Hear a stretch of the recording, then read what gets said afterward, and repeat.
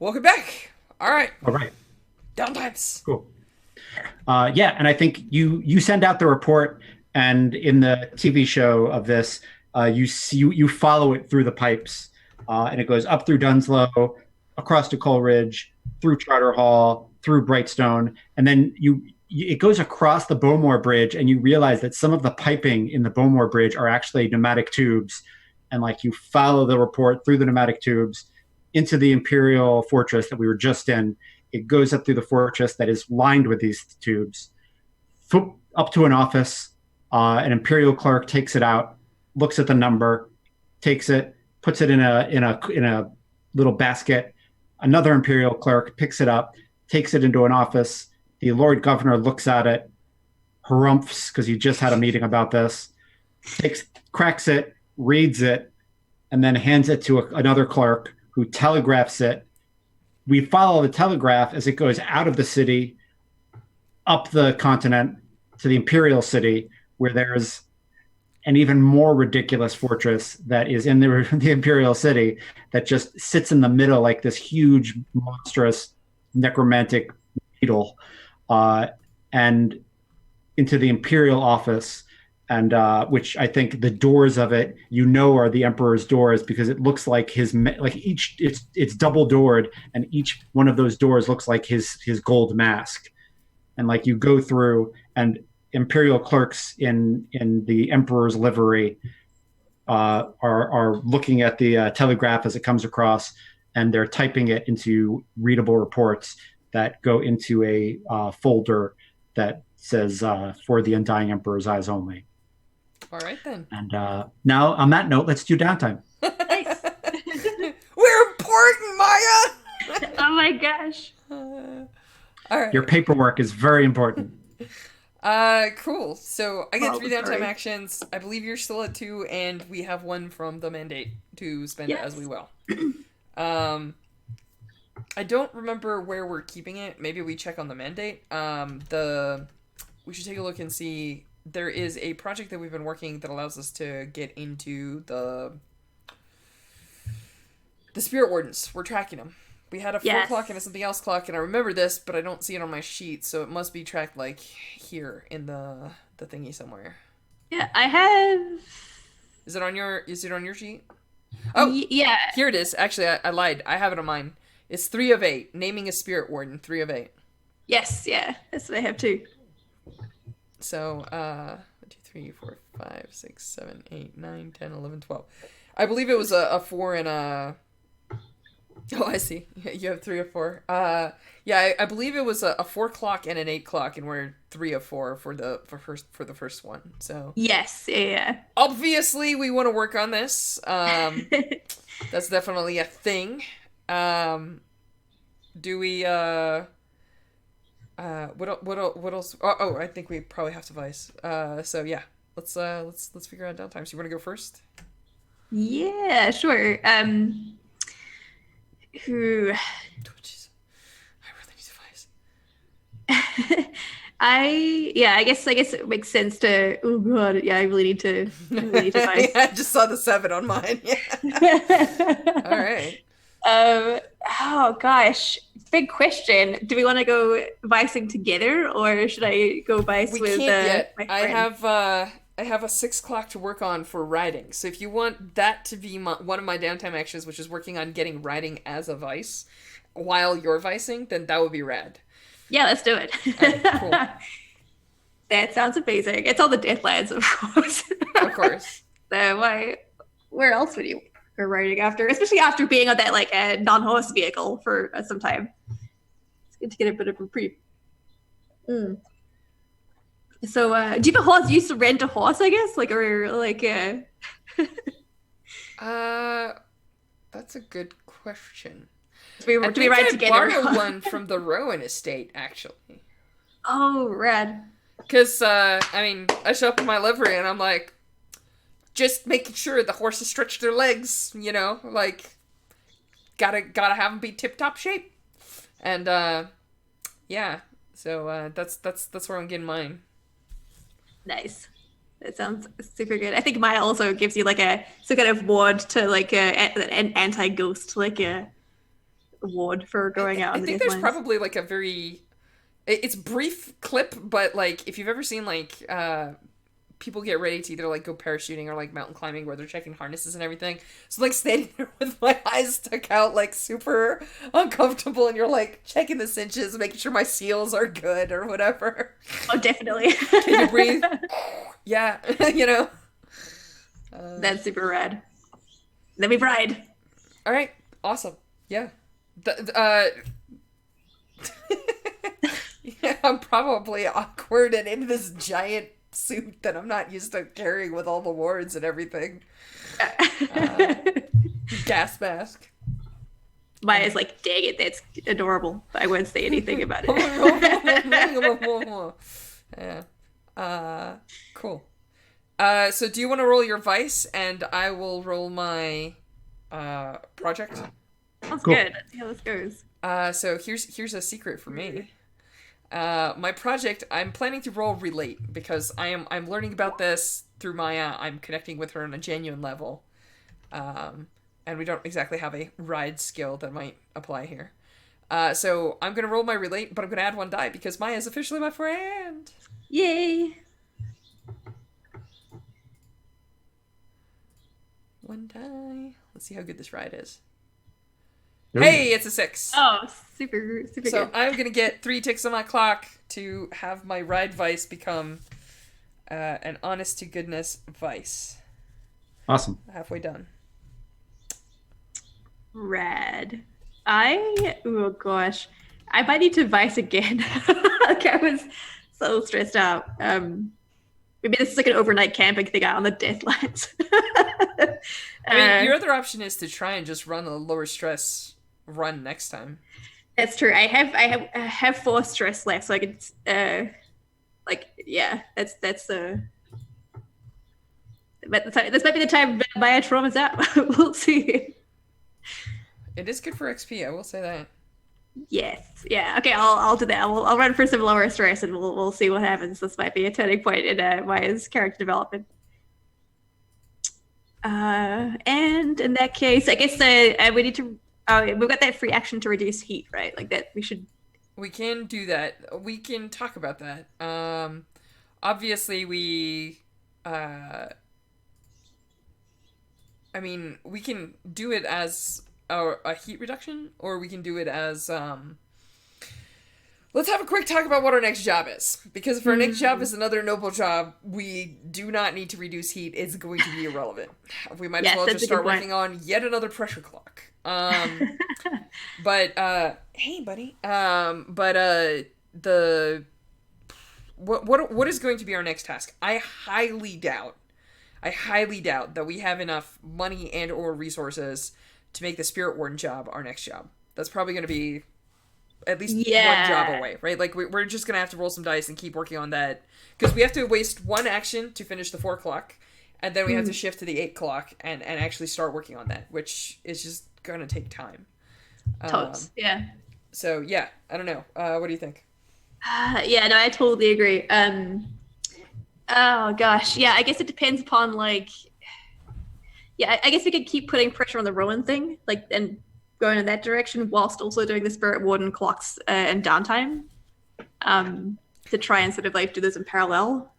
The Rowan thing is tricky though, right? Because Lizette is expecting us to off her dad. Which, do you listen to Lizette, who's very scary and right here, or do you listen to the Undying Emperor, who, while not right here, is probably more scary? Hi, buddy.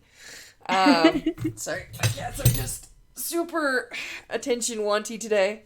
No problem. Not a Cats problem. are amazing. But yeah, this is a very good kitty. Yeah, I don't know. What do we have any other leads to pursue? Like we could do what we promised the Emperor. We could go and look into either the Strandfords. Yeah. We could do some investigation to the McClellans, because they're clearly involved with something, but we're not really sure where they're involved. So, like, if we could frame an investigation that could actually reveal that to us, maybe that would be fun. Judd, do you think that's interesting? Because, like, I don't want to be the kind of person that's just like, okay, so what we're going to do is follow Athena. But, like, Because if you're just like that's not even gonna work, that's not a job. We'll be like, oh, okay. Or if you're like, yeah, it's more of a long-term project or something, like maybe that's not a job. Yeah. Because like by saying it's a job, what we're saying is we will find something, or at least there's a chance that we will find something, even if that something is trouble. So I mean, there's always a chance you're going to find trouble. well, I mean, Um, if she finds out we're following her, that is certainly not going to end well. the the McClellans seem to have gone to some trouble to try and convey to you that they've given you the ghoul that they had. I mean, that was what they were trying to communicate to you when We they got handed you that, that shit. but I don't actually care about the fact that I have all of it, though the Emperor might. I more care about the fact that I want to know where they got it. And so if Mm, the answer is 10 years ago we got it, I'll be like, cool, but what's the story? Where did you find the stash in the first place 10 years ago? Right? Like that's all important to me. So maybe following Athena is not super helpful. Like maybe they okay. did give us all that stuff and I actually kind of believe them. They give us a giant crate. They just wanted their names out of it, and I think that their names can't end up out of it. We just don't have answers. Like saying like, well, they just gave us a giant crate. Maybe enough for the Emperor. The Emperor might come down like a ton of bricks. I don't know. But we need something more, right? And I don't actually maybe you're right. Maybe I don't know the vector of investigation there. So I'm not saying don't do it. I'm just saying that they made some sort of a weird effort. But the rest is totally up to you. no, I The respect other, their effort. I just there's a piece missing. They did Mhm. everything they were willing to do, but they did not do everything I wanted them to do, which is right, different. right, right. And I feel like as you both are like looking at the suspect board and like trying to piece together what your next step is, uh, Drob says like, "Yeah, but where did you get it?" And then we flash back to a scene from a few episodes ago where Maya Tui was out in the Deathlands with the Savrosi Mm. emissary, and she conveyed that she ran a gang 10 years ago that was actually the gang that brought the ghoul in and sold it to the Grinning Ravens. Rad. So, what's that? Oh, that's super rad. Yeah, I mean that. I mean, I'm not that happened. I'm just like I'm going over that Okay, again, just okay. like because I know this shit is crazy and complicated, and it sprawled on us. Um, Appreciated. so there is that. That's like in the air. Drop doesn't know about it, but Maya Tui knows about it. It's true. Yeah, If you recall, she asked you to keep her name out of it, and you promised her that you Yes. would. I did. And to date, you have, which is why I don't remember it. I didn't register it in my draft brain. Right. Right. Yeah. And maybe Maya, like, so, like, Drum does like, where did she get it? And, like, Maya does that sort of Sherlockian, like, mind palace thing where we see that flashback, and then, like, her eyes, like, click. Oh, and she looks very uncomfortable. And looks at Drum and says, I have suspected for some time that Ambassador Issa had other stake in the game besides her title and reputation.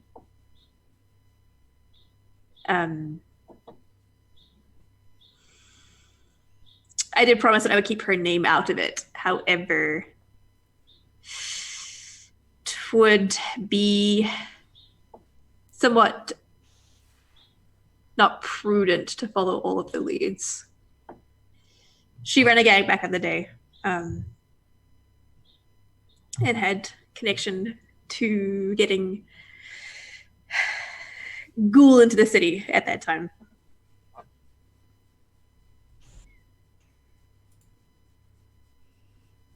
Do I remember the name of that gang, Judd?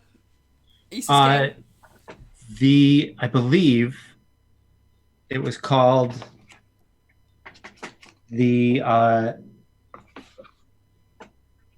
Deathlands Mercantile Company. Oh, Deathlands Import and Freight. Oh, I'm okay. sorry. I was gonna say, did you just literally make a a smuggler group, so they would run DMC. Sorry. That's amazing. Deathlands import and what was it? And freight. Great. And DIF. All right. The diff. All right. All right.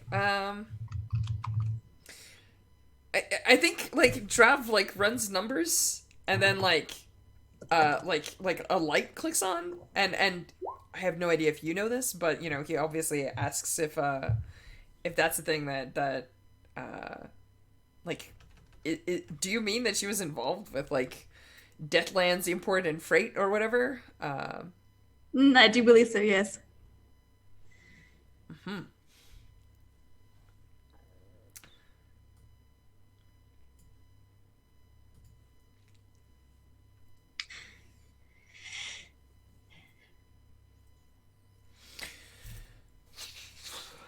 Do you want to see if your friend has records from that time still?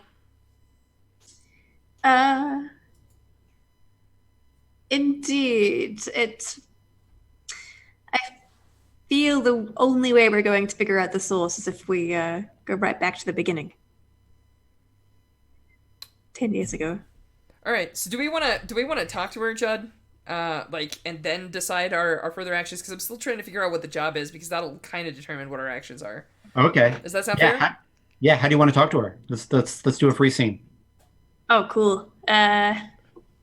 I probably. Ooh, you know what? I invite her out to that Civility restaurant. Oh, cool. And Judd, no, Drav is welcome to come too. Yeah. The job checks what kind of knives do the Severosi eat their food with. Very sharp ones. Good to know. Yeah, so I think I invite Issa. I'm like, believe it or not, there is a legitimate place where you can get actually good Civility food in this place. Like, you know, Clave introduced me to it, believe it or not. And Cool. yeah, well, I'm better to dine for this. Yeah. So the Mustang was pretty chill the morning, the day you were there, both times you were there. But this time, it's not. This time, the Silver Nails are there. It's their headquarters. The Silver Nails are a gang of Severosi. They're all former Unity War veteran cavalry. And so, whereas last time it was like a nice barbecue joint, this time it's like a biker bar. Right. Like filled to the gills with Severosi bikers. Bikers being horses in this case. Yeah, all their horses are lined up outside, kind of thing, like you would a bike gang. Yeah. Yep. And there are Severosi children who have been given a couple of pennies to watch the horses. And it's loud. There's loud Severosi music playing, and yeah. But yeah, you guys, you get a table. And I think like Bias is over the door. It's like, have you been here before? Oh, this is no place for a delicate conversation. No, it's not. Okay.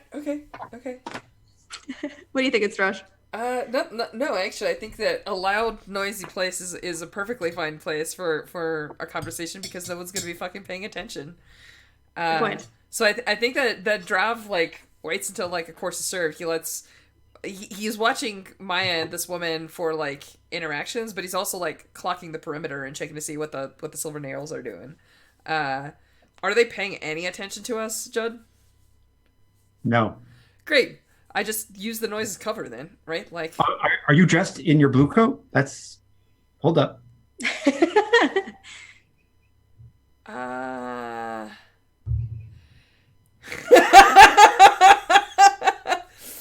No, I don't actually. This is a Maya question, believe it or not. Disclaim responsibility. Depends on what you tell me to wear, right? You're like, I'm gonna set a dinner with like a friggin' somebody of Severosi of title and status, and Drive is like, I don't friggin' know what I'm doing. Like, what does one dress like going to dinner? Like, so I think he'd probably just say, like, what's the dress code, right? Like, nothing... Yeah. Do And I... I think Maya would say, like, while it's an official conversation, I think this would be one best had off the books. Then I don't. So, like, Yeah. Cool. Cool. Put on a clean shirt, but nothing fancy. Yeah. They pay no attention to you. In various parts of the bar are stacks of Sivrosi lances, and like Mayatui has like all of these charms and stuff hanging from her, and you notice that they're dangling off of similar things are dangling off of the lances and off of everyone here. And they also all have silver nails as rings that they use as like a proof against possession. I for sure make sure that Issa is getting very good like Siversi spirits Yes. while we're dining. But it's filled with silver nails and sailors and imperial military who are off duty, and it feels like there's a lot of fighting and fornicating going on in this place in various parts. All right.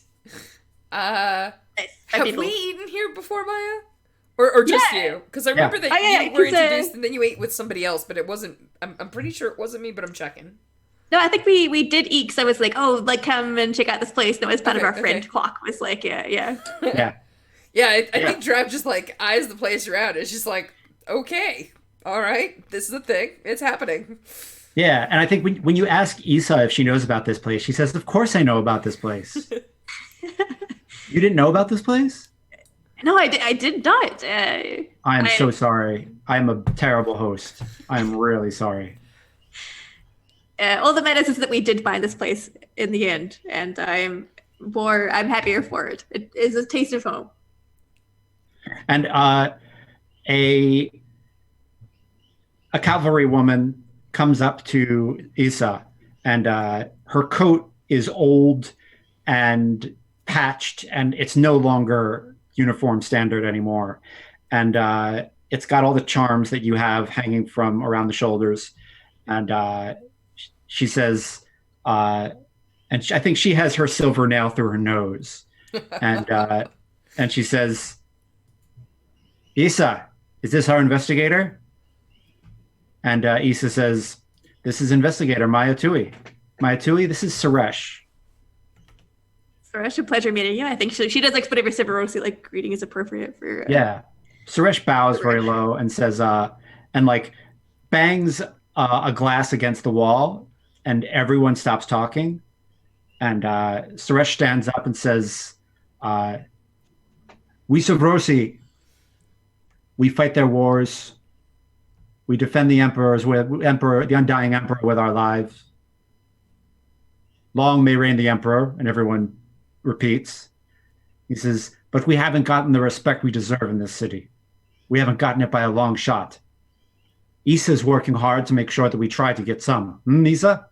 And everyone kind of like applauds and kind of grumbles and whistles. And he says, and now we have an investigator.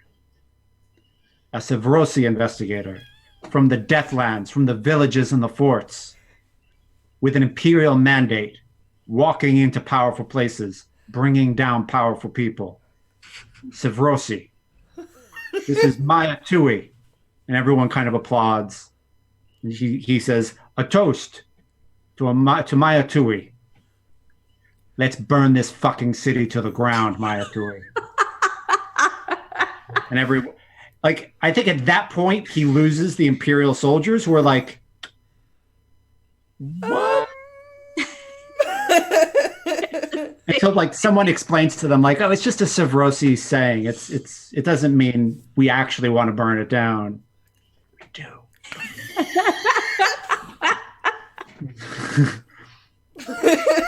Oh my god! Yeah. And I think everyone's like stamping their feet and she bows and says, "Good luck in your investigation, and if you need any help, the Silver Nails are here. We're back in town." I think Maya gives like a very appreciative nod and then like sort of downs her drink and like I think Drav leans back until he's like close enough that Maya can hear him talk and just goes, "Hey, look, everybody knows your name now." I burned the town down. This is delightful.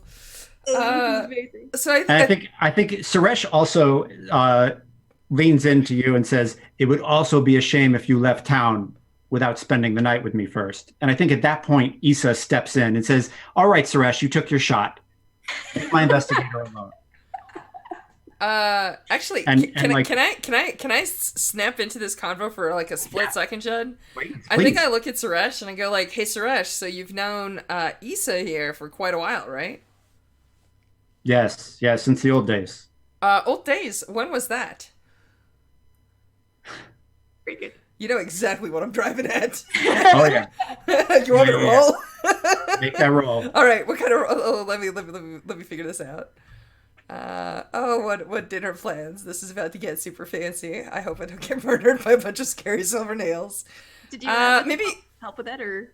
No, I'm good. I think I'm still at some stress. I haven't had my chill time here. Do I go with exploit, which is I forget what the deceive, victimize, falsify. No, I don't think so. I think I'm relating.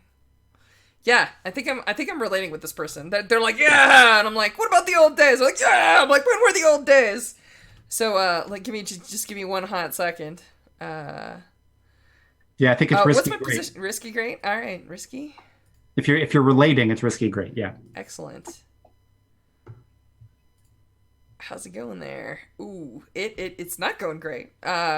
So tell me, how does this? I mean, I whiff pretty hard. Just let me know how it goes wrong. I smell trauma.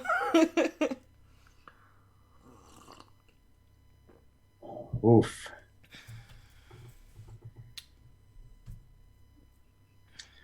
I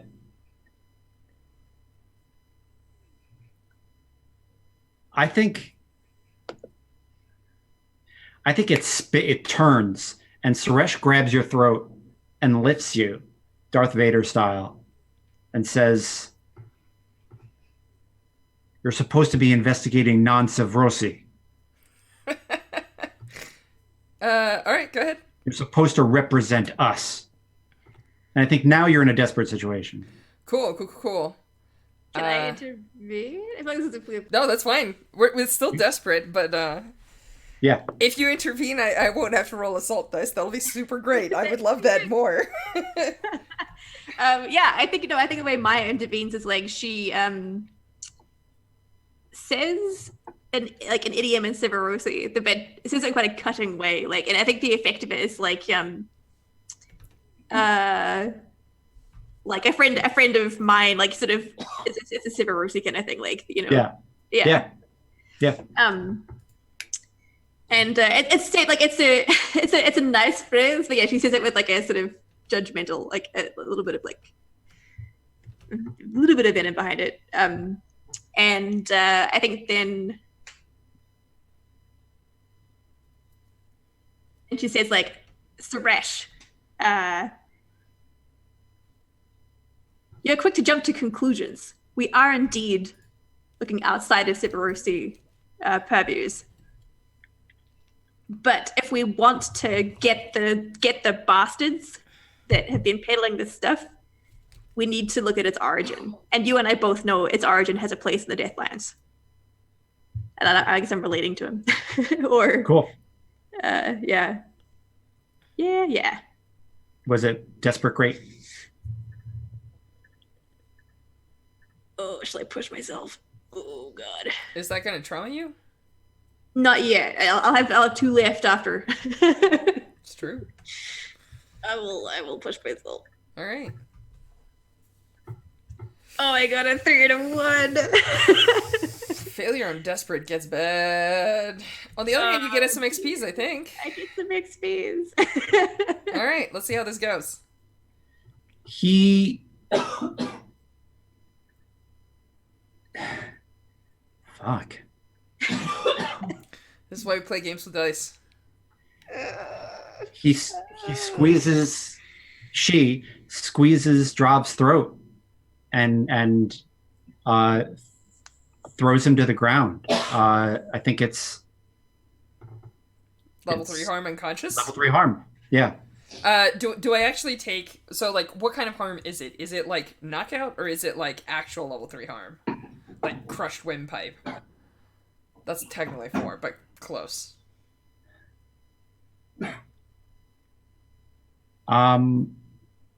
The difference is the amount of healing, right? Like if you knock someone unconscious by giving them level 3 harm unconscious or like whatever, then I'm out of the scene. I can't act until somebody wakes me up, but it'll also go away relatively quickly. Like I'm not going to be hauling wounds for the next week. Yeah, no, I think that's what she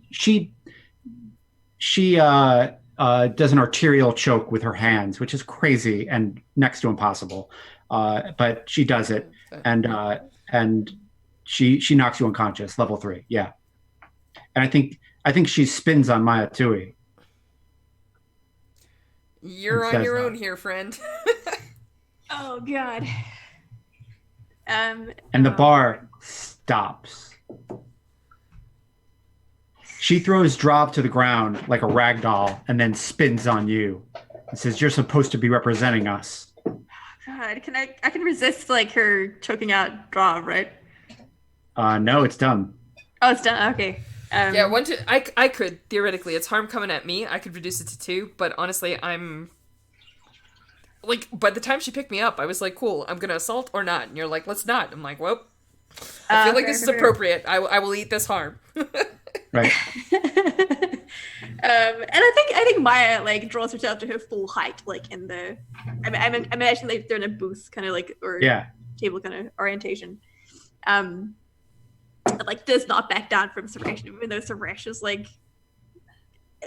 Is Suresh coming for her, or is it kind of like doing the death eyes? Like I'm gonna. Yeah, no, she's you up.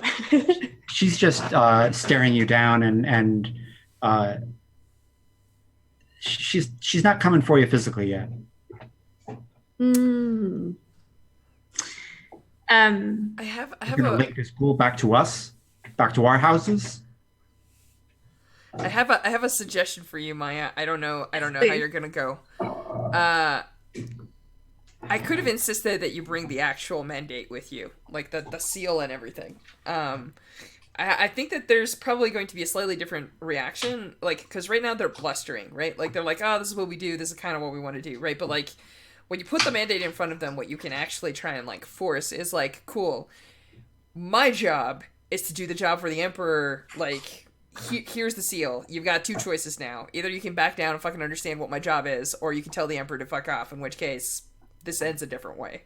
So, I mean, if she's throwing down with you, you can throw down with her. And the reason I'm mentioning that is if Drav had told you that he doesn't know where this is going to go and you might want to bring the mandate with you because you don't know how this dinner conversation is going to end, I can give you an assist using my cool spider power. Excellent. I think that's like a good idea, but especially because like, so I've brought Beyond Reproach where I can push myself to like impress onlookers with your integrity and authority as an agent of the Imperium, which I feel like, I also can cause them to hesitate and reconsider their actions, which I feel like I should have done maybe a step before. Yeah. Oh well. Sorry, Trump. She's puffing up. She's puffing up. She's puffing up. And you're like, all right, I'm calling you on your shit. Which way you going? Cool. Yeah, and I keep eye contact with her the whole time, right? Like I don't look as I reach into my pocket and then just like on the table like the mandate. Yeah. And it's the Emperor's mask. Like that's the seal. Yeah. I will totally do that. What am I trying to figure out what to roll? Might be another relate. Just because Control. Could be a control. It's probably a control, yeah. In which case, I have nothing in control. So I'm not telling you what to do. I'm just saying it sounds more like control, but it does sound like a because control is like intimidate, command, and suppress, which but you are pushing yourself, and you get an extra die because we said that Drob was helping. So yeah, what's my position? Risky. No, they don't want to hurt fellow Savrosi, so we're at risky standard. Okay, perfect. Okay, I gotta 6. Yes. Yay! Yeah, so like I put the mandate down.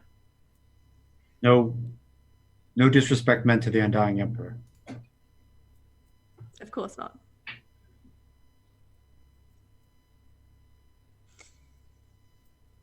I think it would be best if we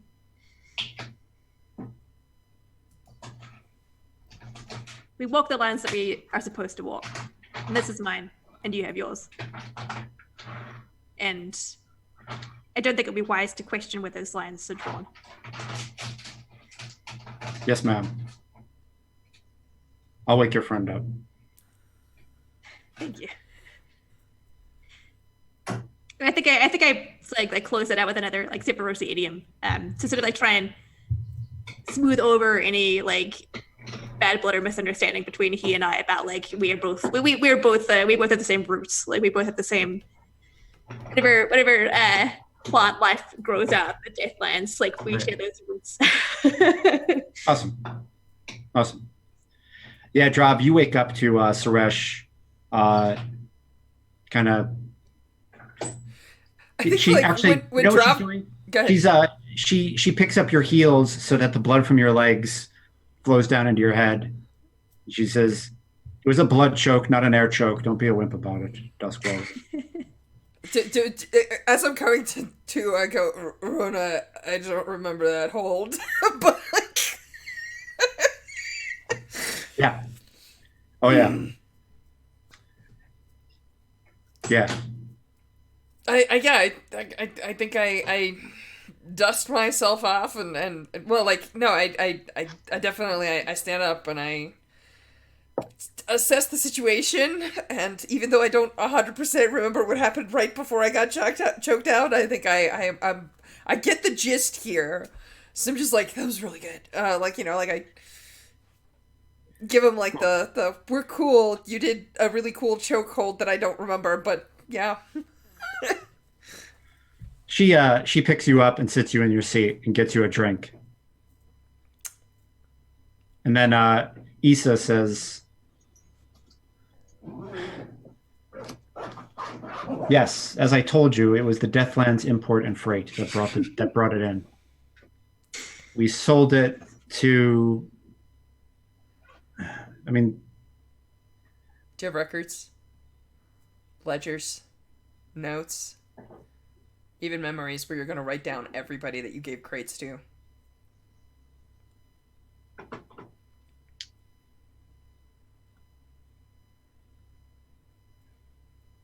I'll get it to you."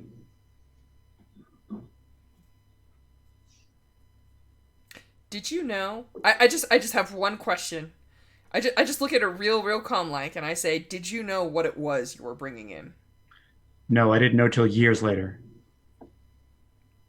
We watched the fallout, but we didn't know until years later. And you say you brought it in, but do you have any idea about whereabouts it came from within the lands? It was some deep outrider.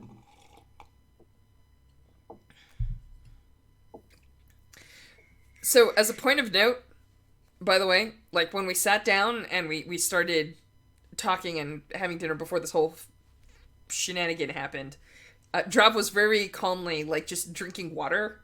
I think this is like the first time where he actually like shifts, and you literally see him like shift over and take a sip from whatever it was that Suresh brought.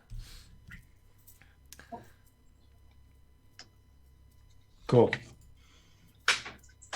And I think she gets you that paperwork, and it was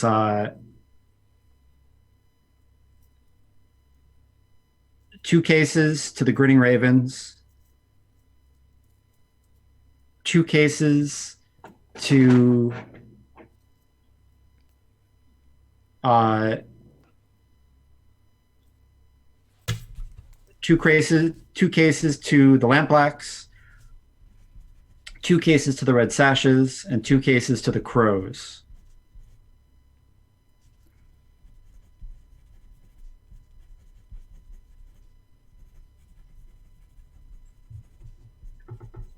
Okay, crows, red sashes, lamp blacks, grinning ravens. Anybody else? That is it.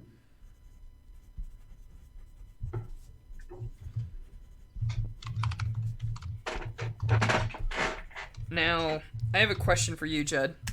Hold on. I'm going to redo that whole thing. That's fine. I take that all back. No problem. Okay.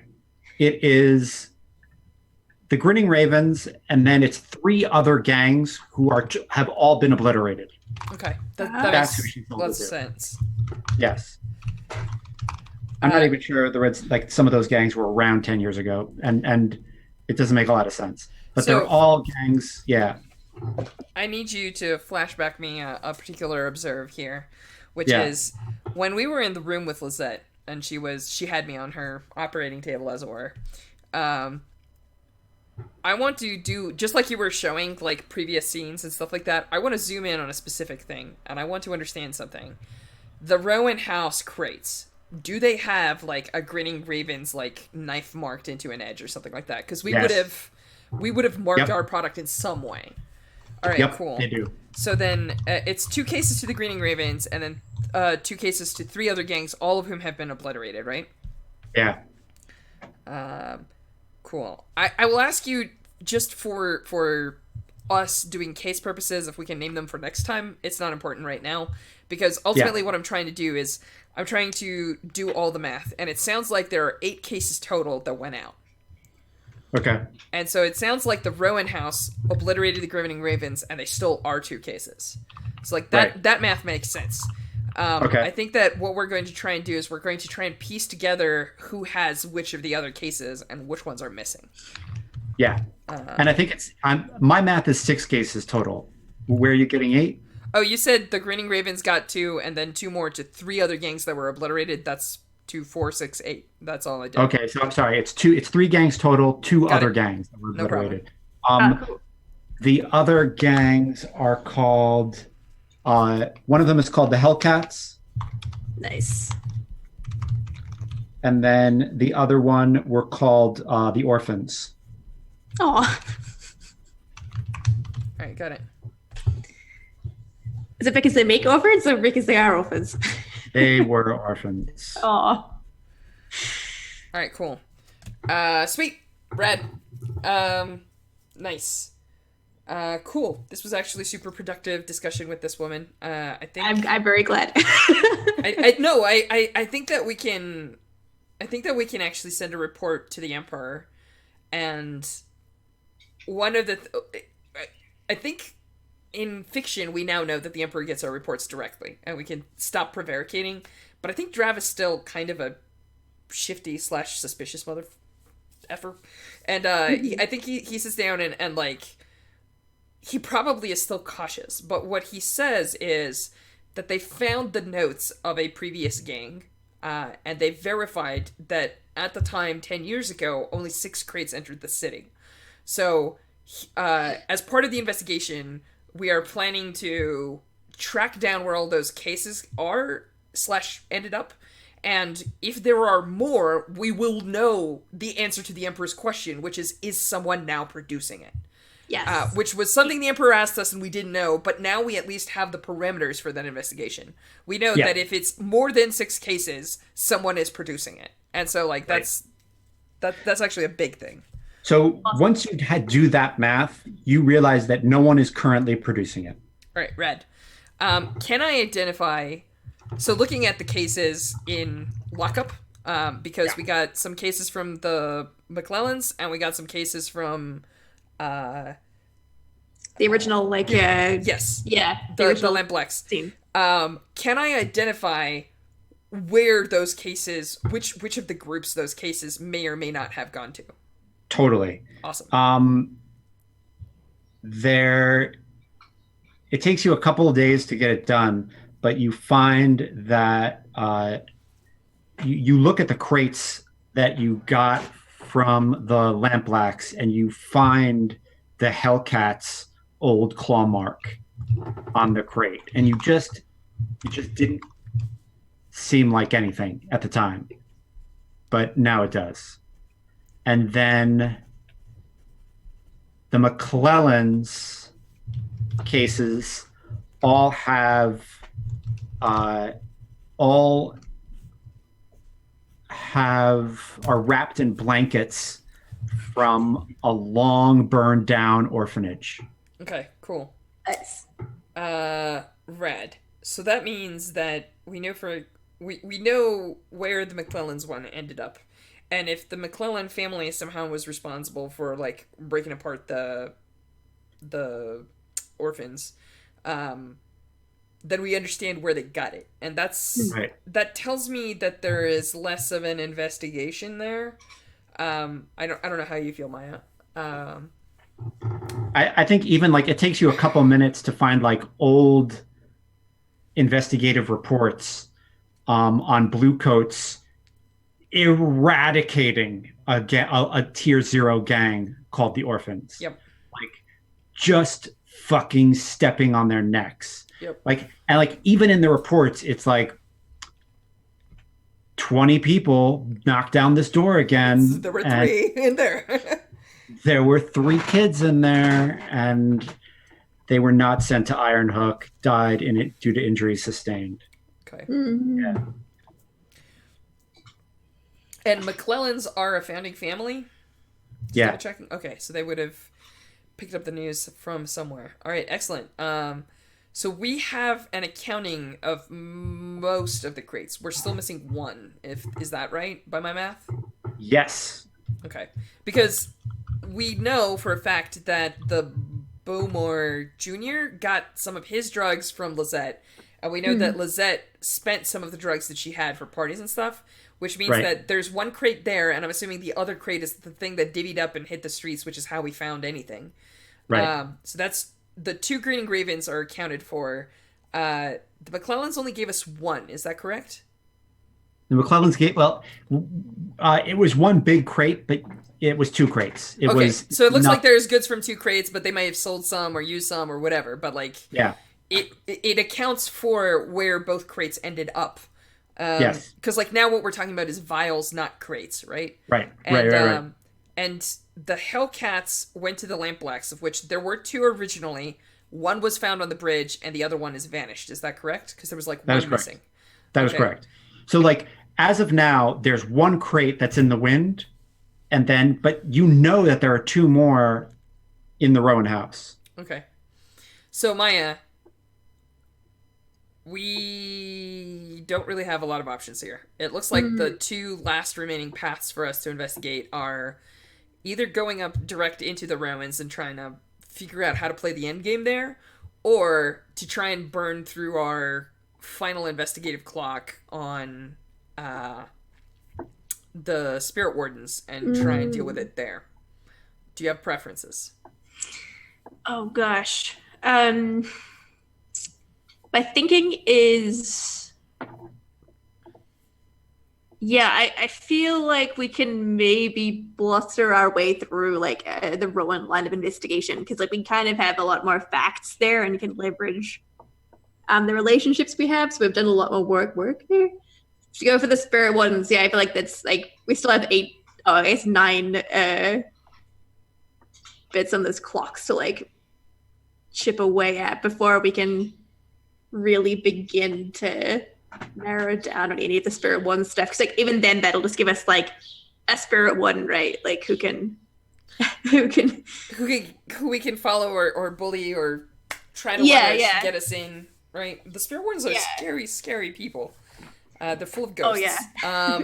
So like I guess sorry, it's like a long way of saying, do we want to like ramp into the Rowan thing, or like sort of take our time and sort of slowly go into the?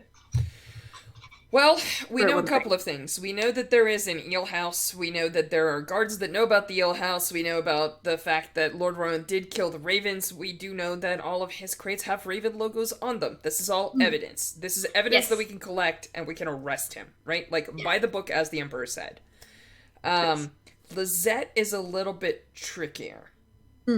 Because she wants to... Oh, I have an idea.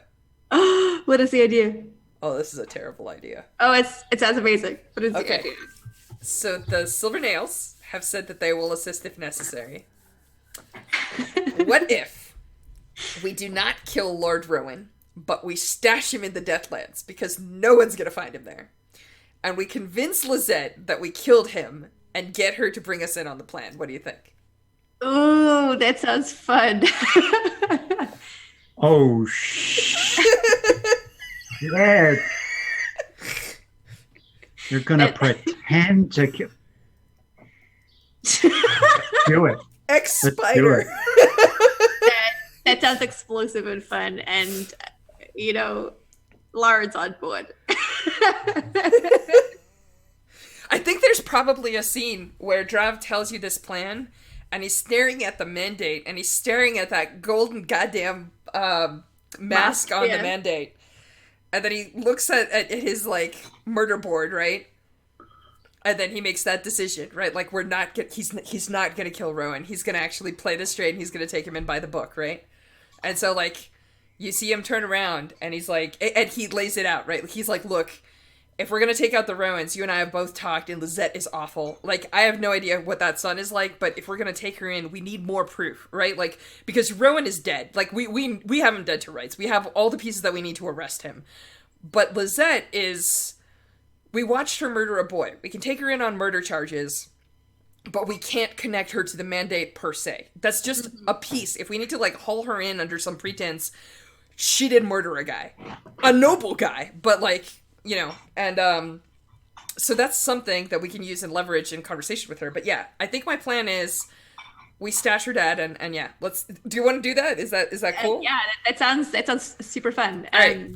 And yeah, I think you're right. It's the only way to sort of get anything on Lizette is if we have her trust. So I'm going to pitch Judd a terrifying mechanical concept, which is, can I acquire asset for Lord Rowan? Like, is that can we just like handle that in downtime and then like launch it through the job? Like, can we do that?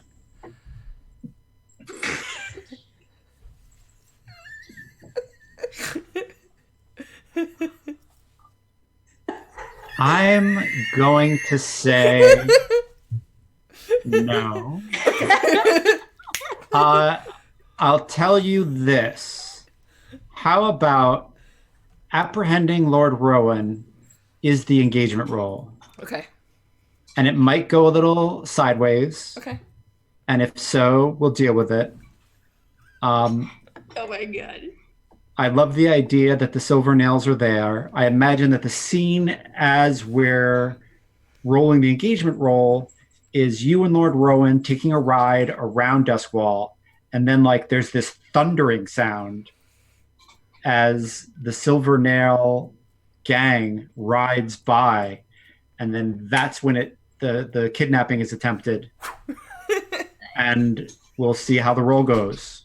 Sounds good. I feel like the initiating conversation. Yeah, I feel like the initiating conversation was Maya going to Suresh was like, he said he wanted to fuck the city up, right? You wanted to investigate somebody that's not Severosi? Let me tell you about a plan.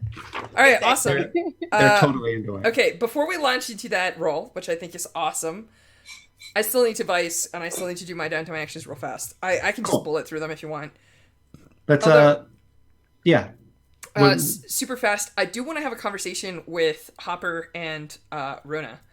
Cool. Because the question that I have for them is,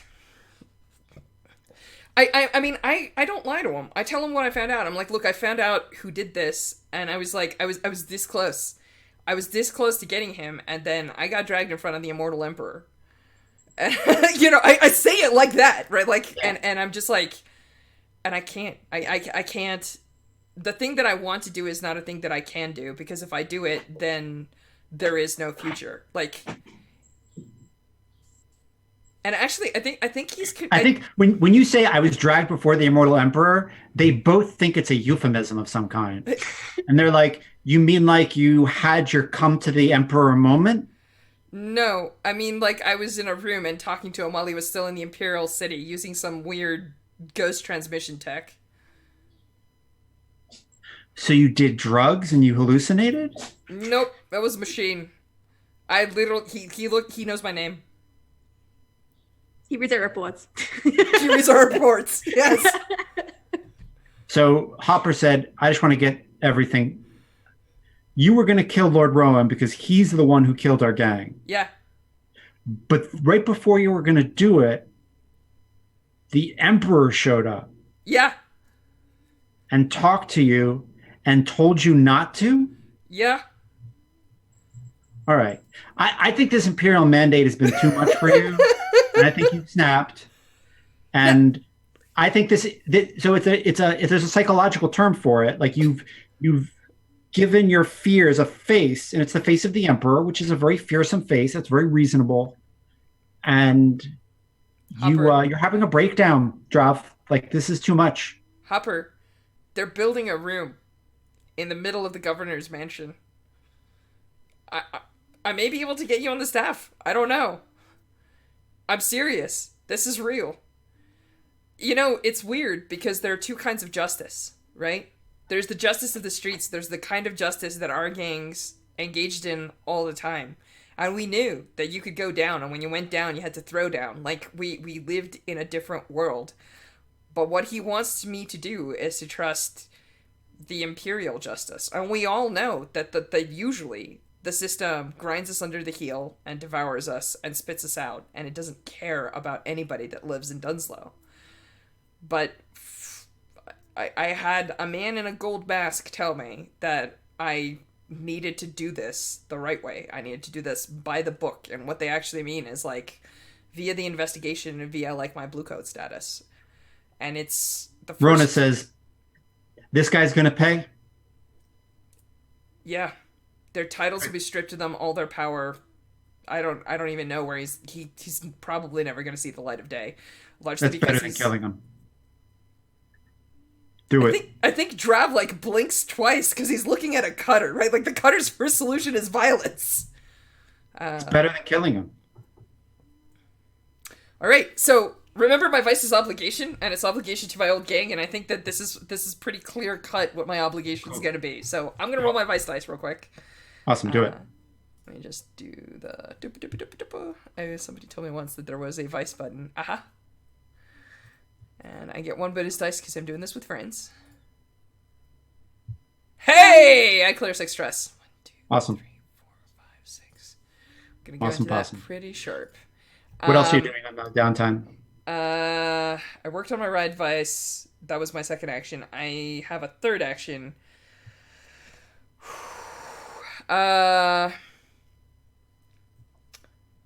You know, I think I'm spending my third action. There's no way to fail. We just finished the first 4 o'clock. I think I find out through my follows and everything who a particular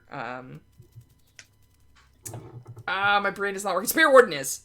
I think I'm gonna spend my third action to like notch the 4 o'clock to complete it, so that we can start working on the 8 o'clock next time. And I think Maya, you viced. Did you do anything else? No, I think we were talking about what to do with our free action, and then we got into the same with Issa. So we still have that like free one, right, for the mandate. Mm-hmm. And then I have one more left as well. Do you want to make sure to mark that 1 clock complete, the 3 out of 4 o'clock that you had? Oh yeah, sure thing. Just so that we're in lockstep. Sweet. Yes, I've marked it on my end. Okay. That's 4 out of 4. Cool.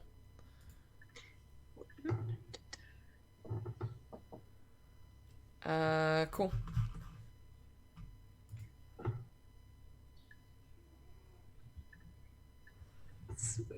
Yeah, what do you want to do with our free action?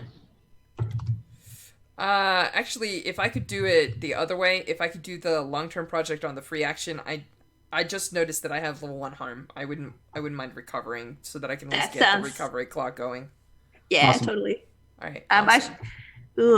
I have level 2 undercover shakes. Would it be worth both of us should spend, if you haven't spent your second action, you definitely want to recover, because that's going to give you minus 1d whenever you're trying to act undercover.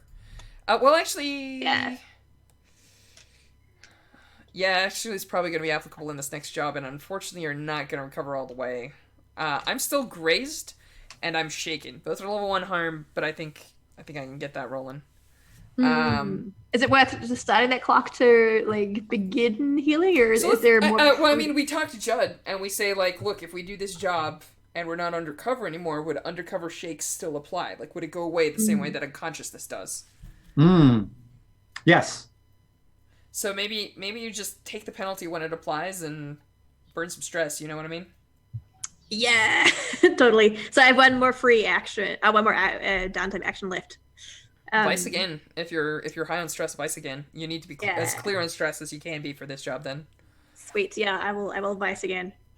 All right, I'm gonna recover here. So we're theoretically a tier 1 gang, so I think that for recovery I would roll 1 die. Yeah. I don't think that I have a friend to help me with this, so I think I mean, Rona will help. Oh, okay. She'll tend to my graze, as it were? Yeah. Oh, that's awesome. Nice. Alright, here we go. Cool. I'm gonna put 2 ticks on my recovery clock and just keep rolling for now. Cool. And check my special armor. I'm G to G. I wonder if I vice at the same time I approach Suresh about this plan, like... Oh, yeah. The vice is like you and Suresh out on the Deathlands talking about it. And, and Suresh loves it. Excellent. I will indulge vice. Oh, you kidding me? I got double ones. Oh, do I get a dice because I'm with Suresh, or does that not go? Suresh is not a friend. You gotta actually have them on your friends list. That's why I had to work the clock to put you on my friends list. Okay, cool. I clear 1 stress. That's rough. Yeah, I have 3 I can burn, so I can help you out one time and push myself, and then probably drop it. Okay. We are ready for that devil's bargain there, or not devil's bargain, engagement roll, Judd. And because I am prepared, I happen to know the engagement rolls are on page 128. I've got it open already. Oh, goodness. Because I got the super pretty book. And so yeah. bookmarks. Ooh, that is fancy. It is so pretty. Yeah. Cool. Is the operation particularly bold or daring? Nah. Clearly not. Kidnapping Lord Rowan? Nah. We are kidnapping a city council member with a biker gang. Yes. Yes, it is. Yes, it is daring. Plus 1D. Does the plan seem to expose a vulnerability? And actually, because of all your undercover work, he trusts you in a way that he normally wouldn't. So yes, was that? We're literally playing on stuff we had knives to our throats about last time. Yep. Plus 1D. Can any of your friends or contacts provide aid or insight for this operation? Yep. Plus 1D. Are there any other elements you might want to consider? So I think he does take a couple of Rowan House guards with him. And that brings it to minus 1D. Makes sense. Because they are all ex-Imperial soldiers. They're all Unity War vets. All right, so that's 2 dice. Do you want to roll or do you want me to roll? Is that to me or you or Jen? Not to me. I was talking to Lauren, but okay, I just slash roll 2d6 of the thingy. Yeah. Oh wait, I got a 6. Yay! I'm glad those ones made that. Wow, you got a 6. Yep. Control position. Cool. Holy cow! You're riding around, and then this thunder comes through the town, comes through this part of town, and they start riding by, and then when they kind of stop, or when most of them go by and then some of them stop, Rowan has Suresh on the back of his horse, and she has her hand under his armpit with a gun to his head, and she kisses him on the cheek and says, "Welcome to the Deathlands, Lord Rowan."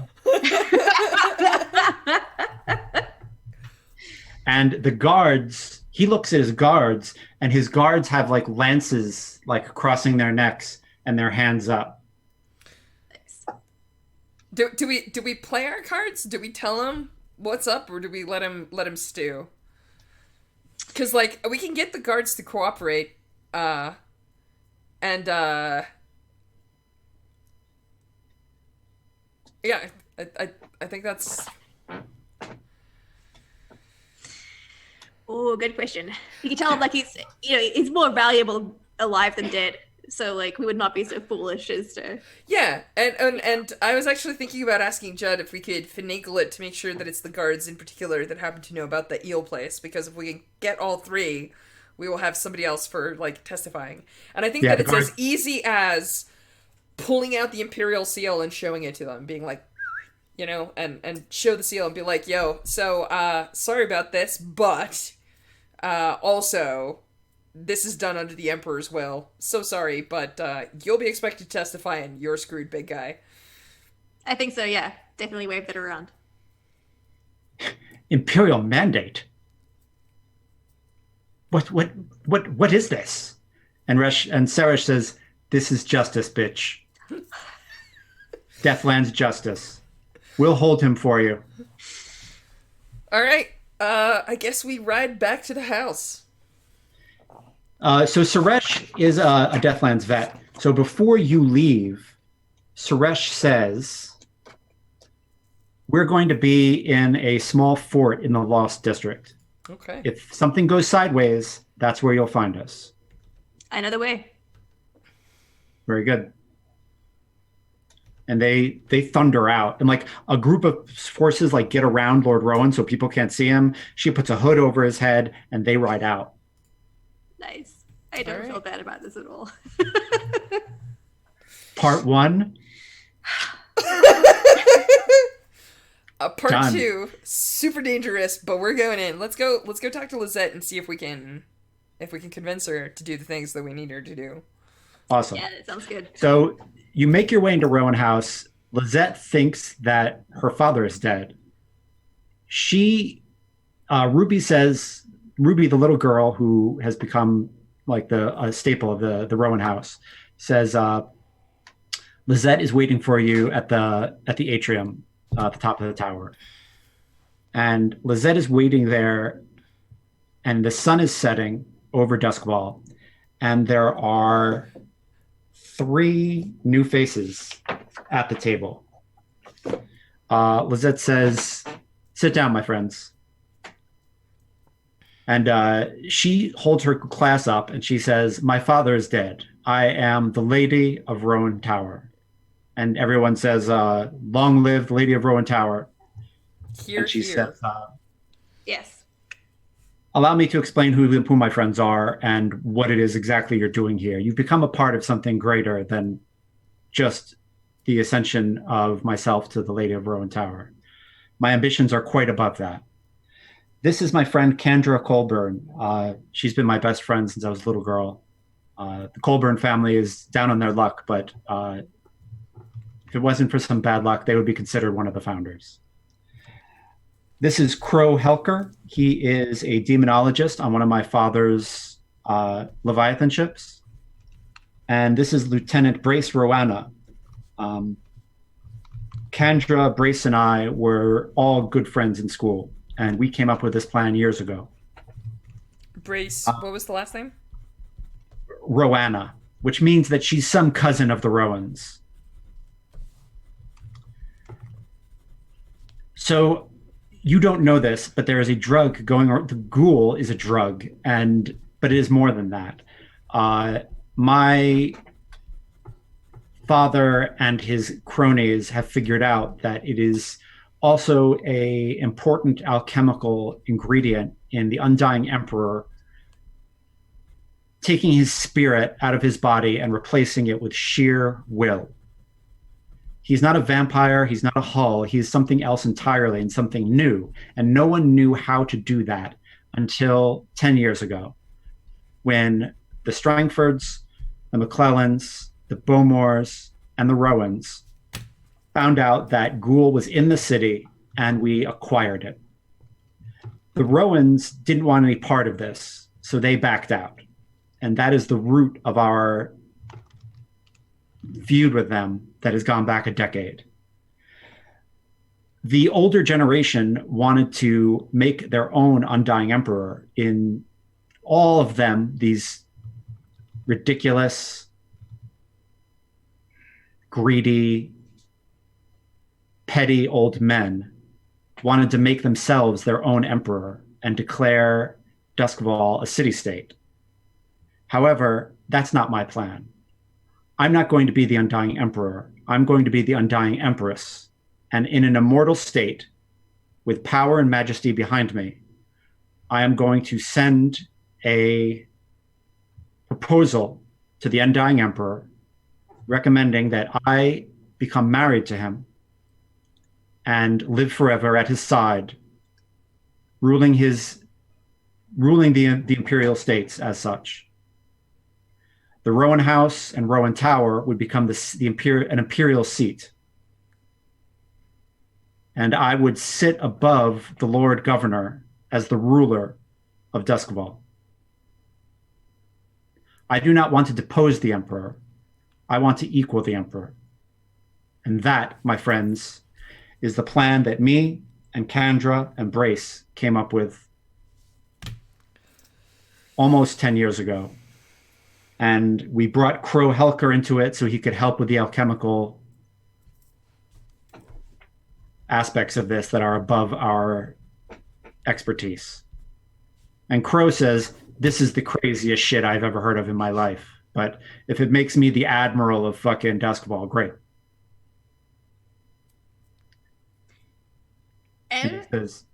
And you two will, of course, be in charge of the Imperial stables.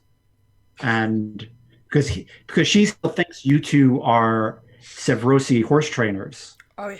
So she thinks she's offering you like the sun and the moon, which is being in charge of the Imperial stables, which will grow to magnificent heights under my reign.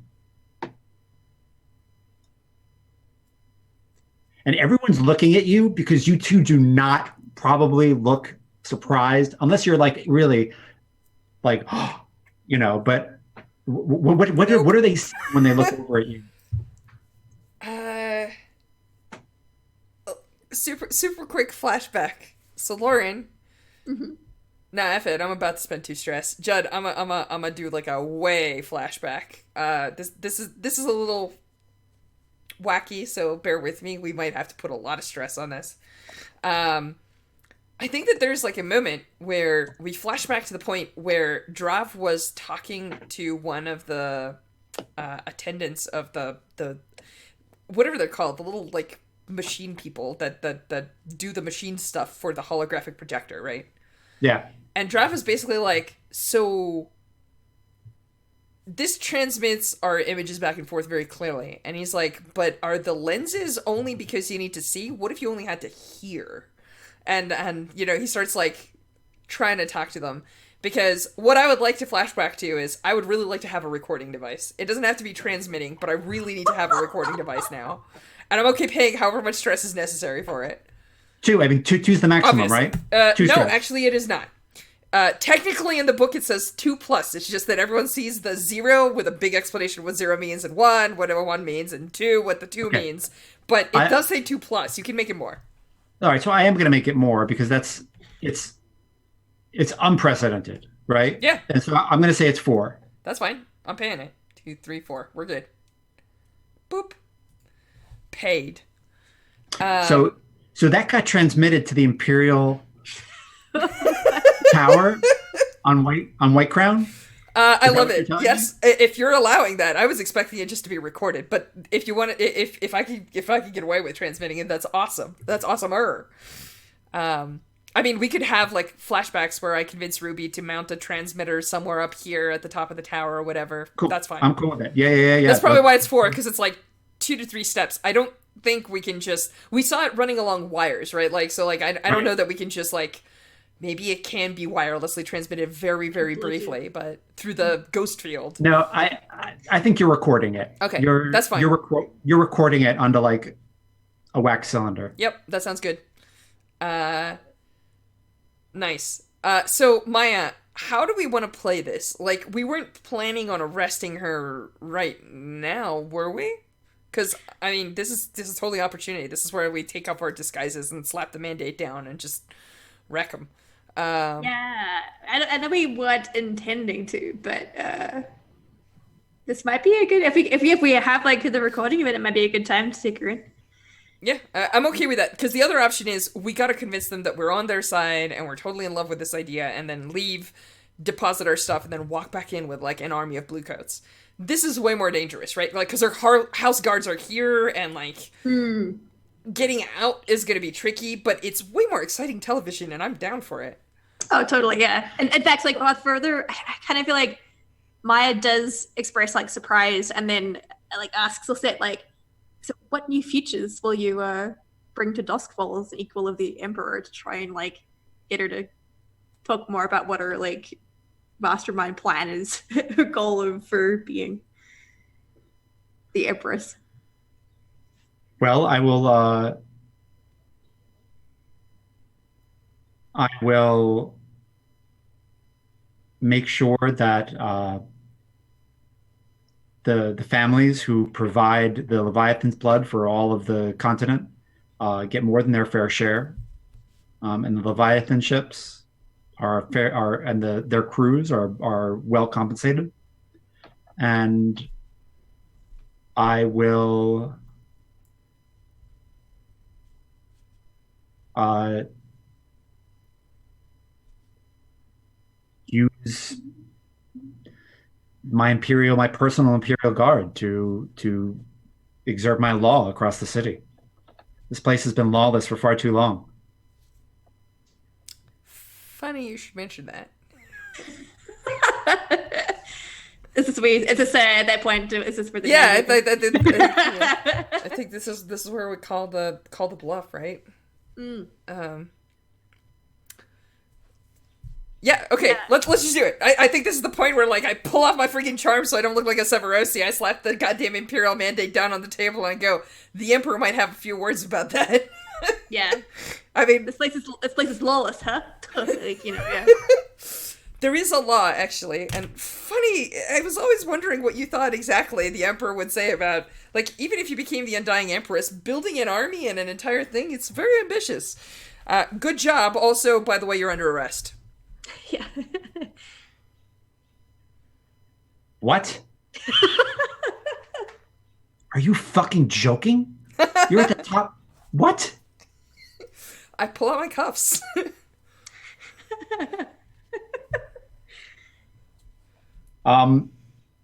So the Leviathan ship demonologist thinks this is the fucking funniest thing he's ever seen. He's laughing. Good. As long as no one's reaching for a weapon, we're still good. I'm going to go after this woman. Yeah, so I think her soldier buddy Brace pulls out a gun and says, "No, no, no, no, no, no, no. No way. Not today. Do you know my name? Nope." Cool. I hit him with the table. Let's go. The table hit. Yeah, it's a Rob's classic. signature move. I push. Talk to me about this, Judd. I think there's a gun leveled at you. It's Yeah. desperate standard. Hell It's desperate yes. standard. We're doing this. Woo! Desperate standard, huh? You got an assist for me, Maya? I know you're in a rough spot. Yeah. Yes, that makes sense. Yeah, I can throw an assist. I mean, I didn't see this last time, did I? No, but when Drav tenses, like, we've been around each other enough that, Sorry, somebody in chat was watching it right before I said it. They went, "Do you know my name?" So, thank you, fans. You are the best. Yes. Let's do the thing. What does your assist look like? I probably like as you go to move, I move but like in a different direction to like sort of draw his attention away to sort of like create but for that split second where he could react to the table push, it's like his attention gets diverted away to like maybe I pull out a gun. He has one gun and he has two targets. Yeah, exactly. Brace is a woman. Everybody Awesome. but Crow, Oh, awesome. who's an old demon seller. demonologist seller. Oh, hey, I do the thing, but I get shot. This is gonna be Yep. awesome. Yep. Watch me trauma. Oh my god, you can't throw it. Oh, it's about to happen. Oh, no. Awesome. So, Judd, I rolled a 4, which means I succeed. I'm going to take this. I'm going to take Brace out, but I'm probably gonna get shot. So let me know. Let me know how it goes. Yeah, you get shot. I think it is 3 harm. But you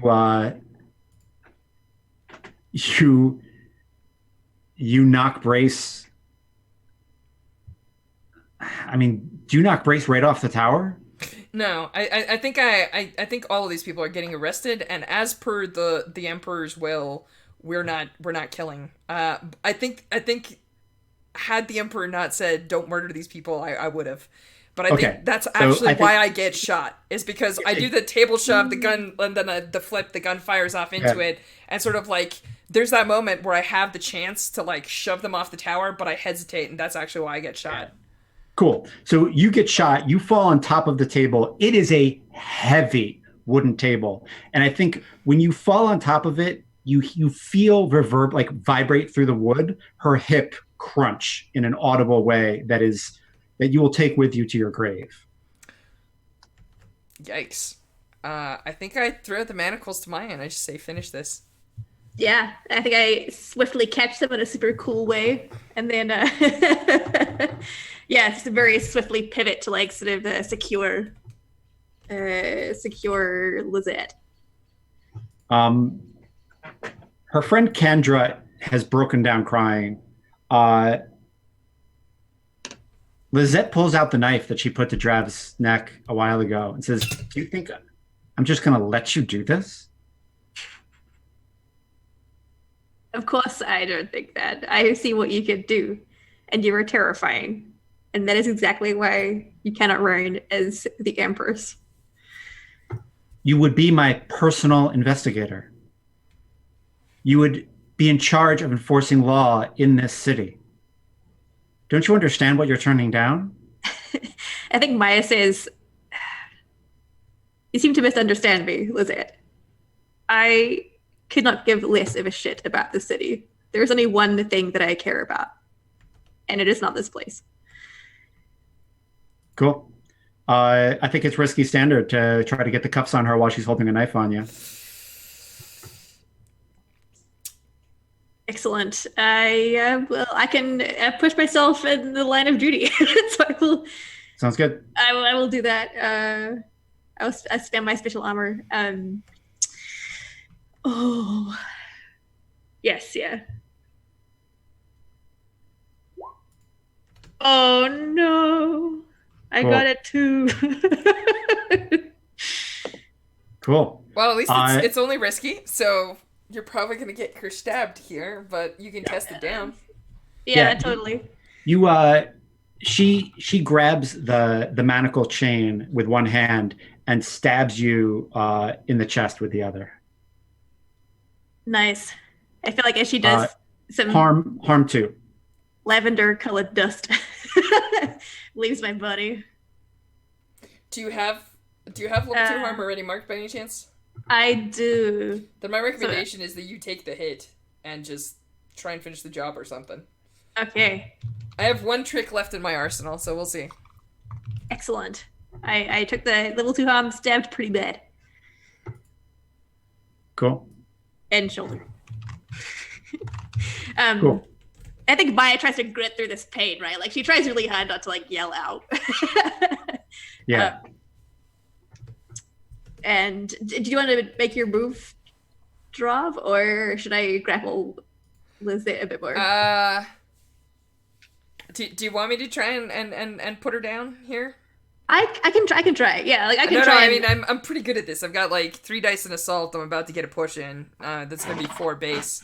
If you can assist, I Okay, go cool. to 5. So That makes a lot more sense. Then I can assist and actually, speaking of which, And Judd. I just want to say, while this is all happening, Yeah. Crow Helker, the demonologist sailor, runs. Oh, god damn it. I can pursue him and drop him, or I can go after Lizette. Which one do you want me to take care of here? Oh, I mean, if we want to get finicky about it, I'm better at pursuing than I am at securing or assaulting. Okay. The good news about pursue is that I have a power that allows me to deny him the ability to give me the slip. Oh, nice. I can mark my special armor to cancel any consequence of somebody giving me the slip or lying to me, etc. But I can't use the special armor as actual armor.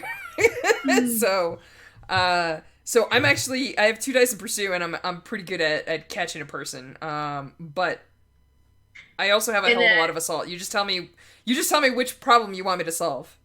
Oh god, it's okay. Fuck. It sounds like we're better off you pursuing him and using your. If I pursue him, I'm probably going to trauma. I'm going to take my second trauma, but I will get him. Oh, shoot. It's fine. It's fine. It's fine. But if I go after her, I will probably get my second trauma, but I will put her down. There's just this is going to be done. Okay. That because I feel like I'm going to trauma either way as well. So, and I have 2 in pursue, and I have like none in assault and 1 in secure. Awesome. So you take care of this guy. I think Okay. there's a moment. There is a special rule in the book, which says that when you push yourself, you can ignore wound penalties of level 3 harm. So like I've taken a nasty friggin' like shoulder wound.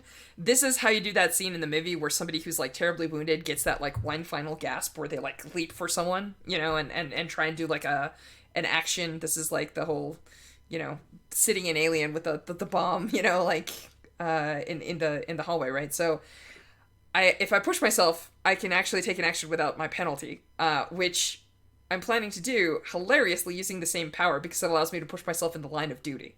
So I'm going to push myself for my power, and then I'm going to go after Lizette. Now, if you can assist me, great. If you can't assist me, that's okay. I'm going to push myself, take my trauma, and just try and take her out. If I could assist, then I'll throw the assist. Yeah, that makes sense. Okay, I will take the assist. Judd, I'm rolling assault against Lizette, coming at her from an angle she's not expecting. I'm lying on the ground. My chest is making all sorts of gurgling noises. What is my position? I think I turn. Oh, this is like I sort of turn her in a position while she has her blade in my chest. It's risky. Great. She's not expecting you to get up, or much less. You crit. Yeah. Nice. No, you did not. I did it. I totally did. Tell me what that looks like. I think she like stabs Maya, right? Like, and Maya reels and is holding her attention, which is how I'm interpreting your assist, if that's okay. Yeah, totally. I'm sorry, it's a little passive, but no, and I think I'm hoping you can of course narrate the details, but I'm hoping that she gloats or like has some sort of like evil. You thought you were gonna go against me, kind of line. I am the city. Yeah. And I think there's I think there's just like a moment where she gets clubbed upside the head with a table leg and bleeding out of my chest wound. I look at her and I'm just like, that's for the Ravens. Yeah, fucking Rowan. And I just like drop the table leg on her and then I collapse and the dude's still running away. So cool. Crit extra effect. I don't know. Like maybe.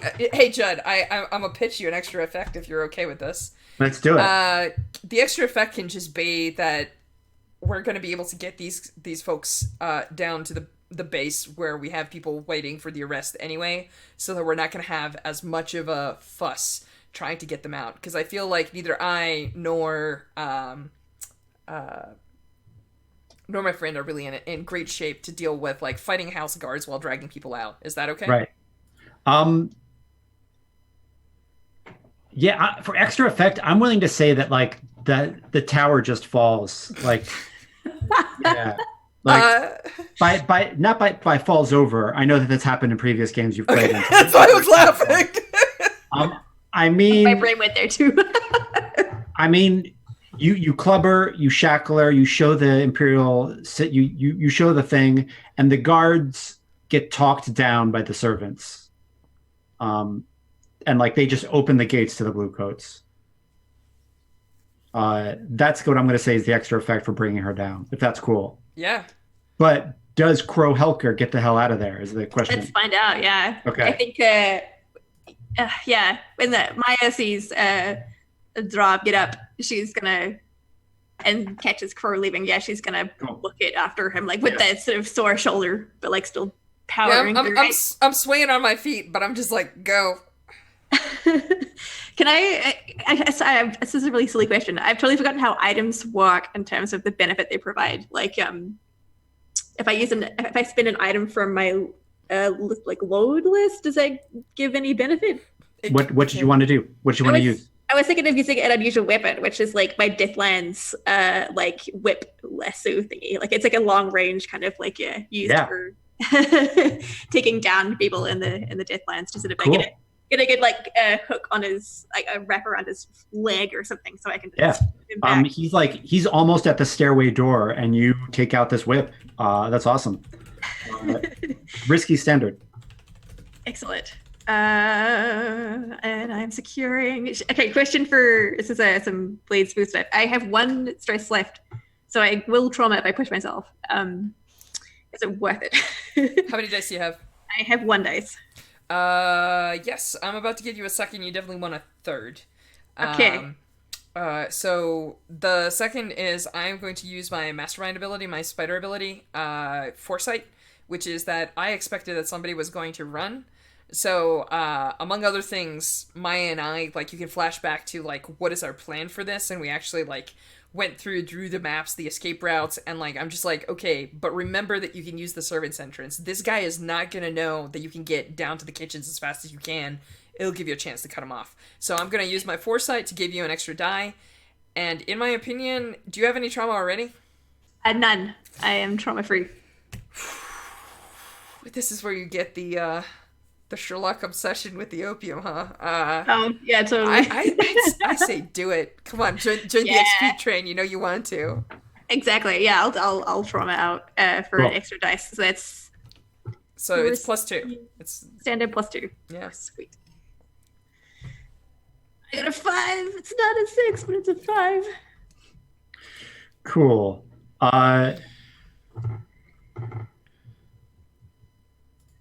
You do it, but you suffer harm. Yeah, I think like he fights dirty. He's like a Leviathan hunter, and like getting him hogtied is a to do. And like you take 2 harm. Fought with a desperate sailor. Nice. Since I already have 2 level 2 harms, does that make it a level 3? I mean, it goes up to 3? Yeah. I think so. Excellent. Yeah. Okay. Level 3, does that mean you pass out? Yeah. Although, if you haven't hogtied, we can just narrate that, like, you can get into the guards, and then that's when you... Yeah. Yep. Awesome. Yep. Sounds excellent. So the postscript of this mission is you're at the top, you're at the atrium, and you both are sitting there looking like... Yeah, we're bleeding. I've got a bullet wound in one shoulder. She's got knife stabs in the other. I'm a bit like black eye from the fight with the demon. Yeah, you've got a black eye and a bloody nose. Like I think your teeth are all red from like where like he kicked you in the mouth and like you clicked down on your tongue. And the fucking eel comes like, and there are Bluecoats all over this place, and the eel comes up and starts fucking berating you guys, and he's like, what the fuck is wrong with you two? This is who you were undercover on? Actually, what I say is just doing my job, sir. And somewhere in the distance, you can see that something in Duskwall is on fire, just as like a bit of color. And at that point, the Lord Governor walks in. And the eel turns to him and says, my lord, I am really sorry about this. They're out of control. You need to tell the Emperor that he says... Click, and this is where it starts playing back the line about her becoming the Empress. Right. I'm a flashback to my little like wax cylinder, and it's like, and I will become the undying Empress. Not to rule over the emperor, of course, but to be his equal. And yeah, and he says, what the fuck is that? And the Lord Governor says, that is good police work, imbecile. He goes, you can't use the investigative arm to go after the founding families. And he says, son, do you see that fire over there? And he says, yes. And he goes, that's because someone got too interested in imperial business when they shouldn't have. So the emperor sent one of his personal whispers to the city and killed that person and everyone they know, and then burned down their building. Would you rather answer to these two or to that person? Because I've got to tell you, son, those are the founding family's two fucking choices. Shackles or fucking necromancer assassins. And he says, he goes, go the fuck home. And the eel just gets dismissed, like walks away dejected. And he says, you two look like shit. Go write your report and then take a break.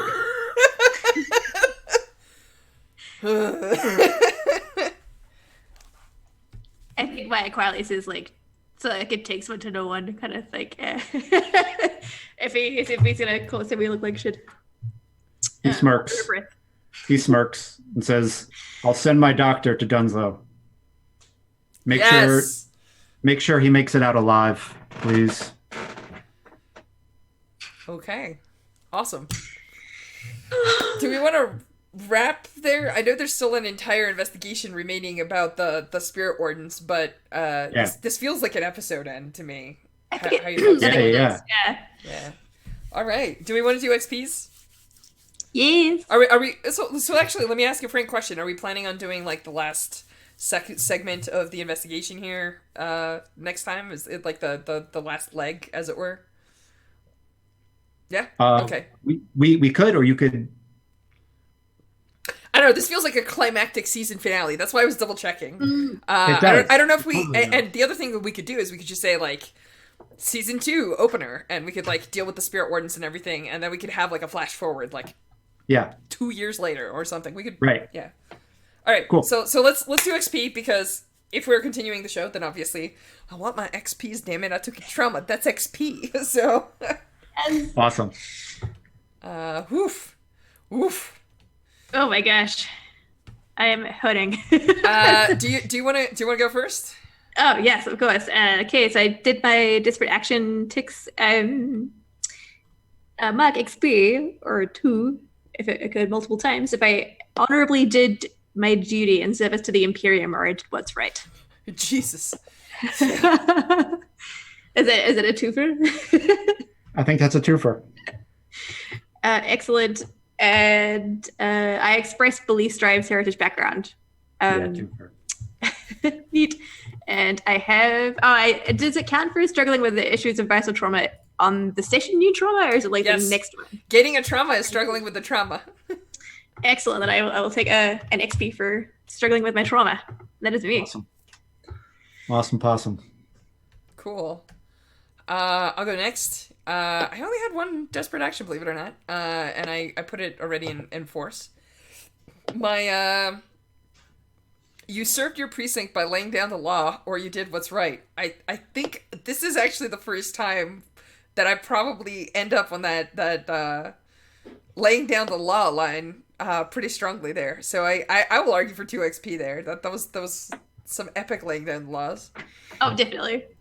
Express belief drives heritage or background. I would like to cite discussions of my gang and with my gang about, what's the right means, what do I owe them, that kind of thing. That's a lot of my drives right there. And then struggle with issues from your vice or traumas. Well, I gained a trauma. And I would like to point out that my other trauma is obsession with this case that took me all the way to the end. Nice. So counts. So I'm gonna collect my XPs. Now, I am going to take a Playbook Advance, which again is going to be a Spider Power functional vice. That's 4, and I'm going to get 2 more, which are going to actually go into Conviction. Because I'm trying to get a second die in Conviction so that I can vice more effectively. And that's where I'm at. Cool. The game. The mandate. Yeah, Yeah. enforce the law or advance progress on the mandate. I think we can take 2 on that. Yep. Bump, bump. Contend with challenges above your station.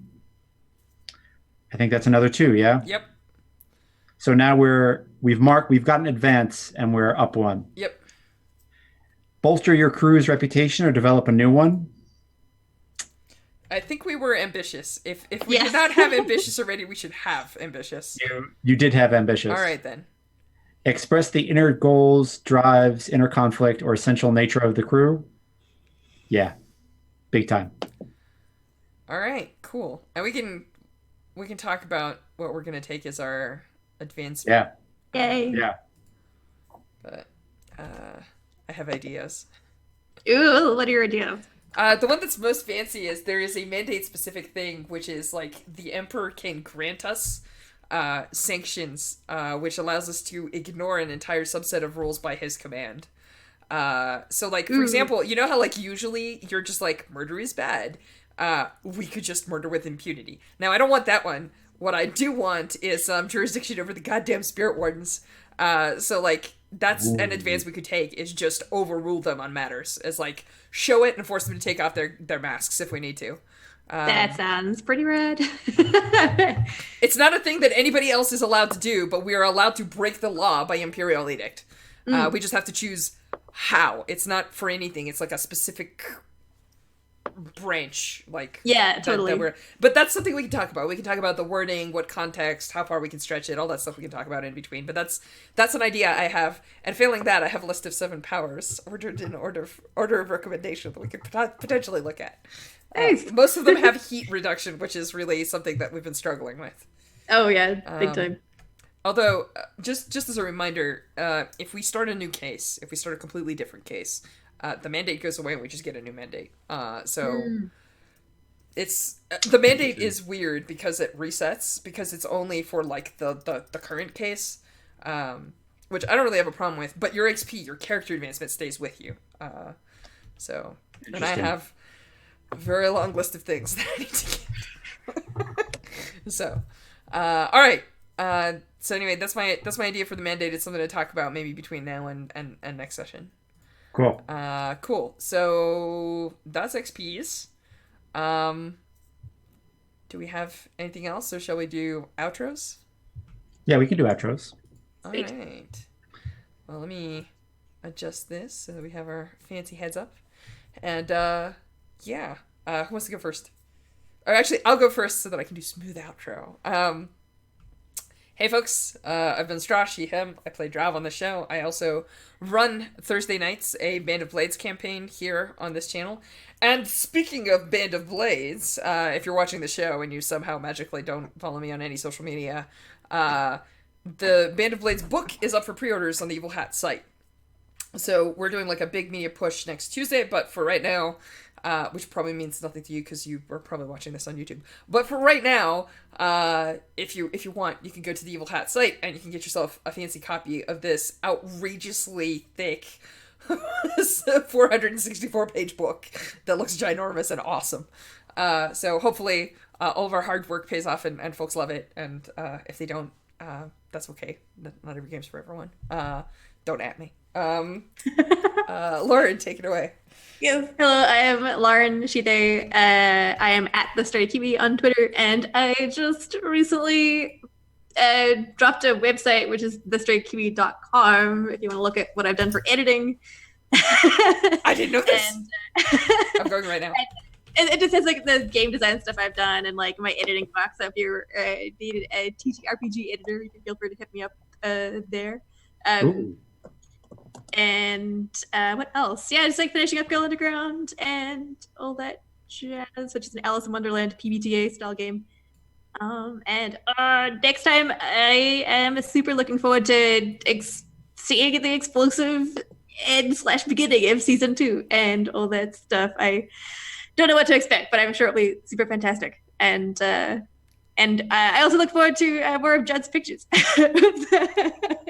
Other NPCs we get to meet along the way and stuff. That was super great. For those of you that don't know, Judd actually cast everyone in this game with like he made the whole lists of NPCs and he has little photos next to him and everything, and some of his choices are absolutely amazing. I'll see what I can do about bringing them a little bit more on screen. I'll make little like tokens for him to drag around Roll20 or something. So that is super rad, but yeah. So that's really fun. Yeah. How about you, Judd? My name is Judd, he, him, and the Band of Blades show on Thursday is really fun. I don't really like watching streaming, but I watch that one because I just really find it a blast. And the pace at which Strash GMs is awesome and fast and furious. So if you, it's fun to watch. And I'm usually in the chat. So, and it's a really kind of loud, like it's not like ridiculous. There are 30,000 people watching chat, but it's like a raucous couple dozen, and it's fun. That's really, really fun. This chat is also awesome, but the Band of Blades chat is a lot of fun. A lot of the people who are in this chat are over in that one too, and I'm there posting things that I think rookies are saying as they go on their nutty missions, and it's really fun. And as a further review of Band of Blades, I've been running it for a couple weeks now, and it's super fun. I've been GMing it for a while with my wife and a couple of neighbors, and it's absolutely incredible. So really, really fun. And I talk about some of that stuff on my podcast called Daydreaming About Dragons, which is my podcast, usually about 20 minutes. Kind of short and punchy, and so check that out too. And that's about it. all right, this is where I go smooth.